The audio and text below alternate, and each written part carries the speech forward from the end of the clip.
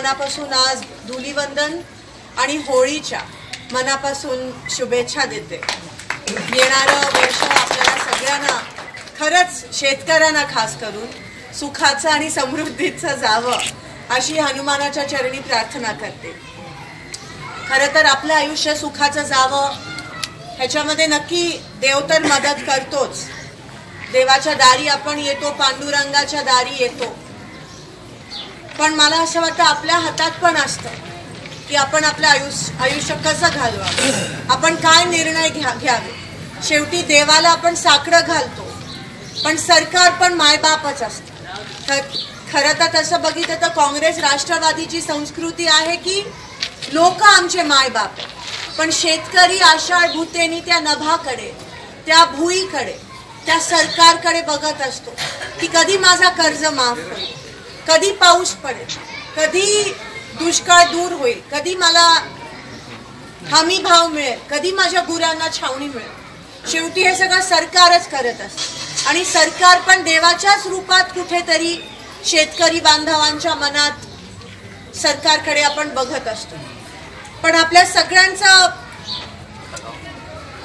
नशीब फाटकं का दुर्दैव म्हणावं की मागच्या 5 वर्षात या सरकारकडे आपण मायबाप म्हणून बघू शकलो नाही। कदाचित 2014 मध्ये तुम्ही बघितलं असेल आणि तुम्हाला वाटलं असेल की नाही आता आपला कोणीतरी वाली आला।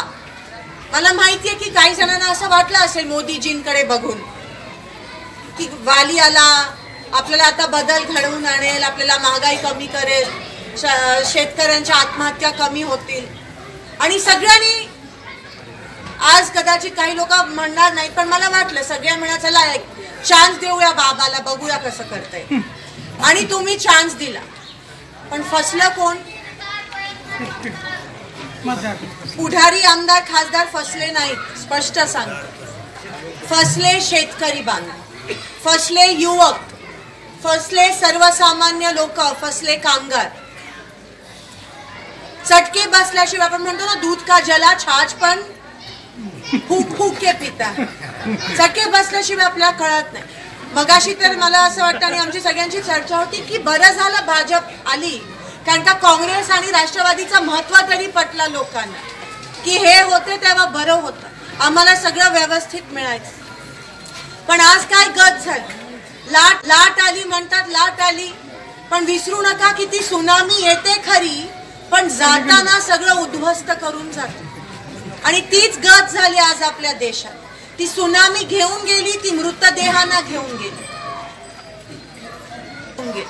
काय राहिलं? सगळं उद्ध्वस्त झालं। जर शेतकरीच राहिला नाही, जर शेतकरी देशाच्या कणात राहिला नाही तर देश कुठे राहील? देश म्हणजे काय असतं?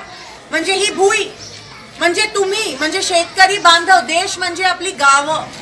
जर गावच राहिली नाही आणि हे लोक फक्त स्मार्ट सिटी करत राहिले तर कुठे राहील आपल्या देशाचं अस्तित्व? तुमचं अस्तित्व कुठे? राहणारच नाही।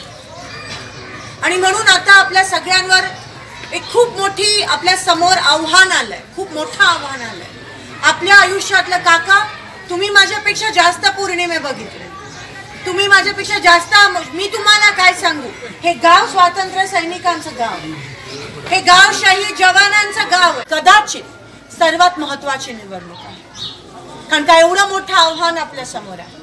आपल्या एका मतामध्ये एवढी ताकद आहे, ते एक मत जर चुकीकडे गेलं, चुकीच्या ठिकाणी गेलं तर आपला एक शेतकरी बांधवाचे वडील आत्महत्या करतो।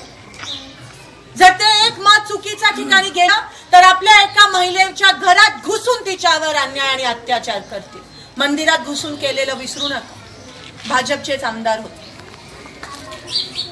जर एक मत आपलं चुकीकडे गेलं तर कोणत्या तरी युवकाची शिष्यवृत्ती बंद होईल आणि तो आत्महत्या करेल।